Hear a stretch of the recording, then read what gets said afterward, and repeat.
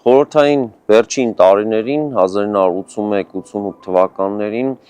Արցախահայության նախաձեռնությամբ սկսվում է եկեղեցու վերանորոգման, Սուրբ Ամենափրկիչ եկեղեցու վերանորոգման ուղղությամբ աշխատանքների իրագործումը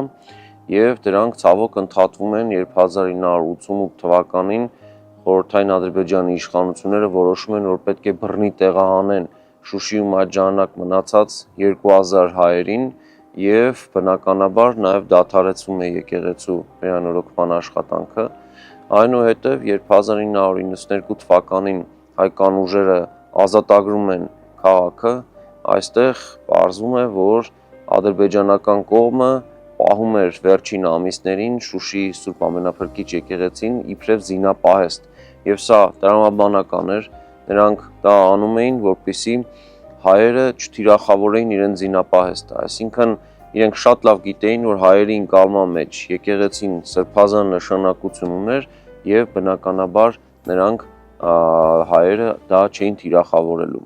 Նախագծի գլխավոր գործընկերն է Կոնվերս բանկը, ֆինանսական աշխարհի ձեր հուսալի գործընկերը։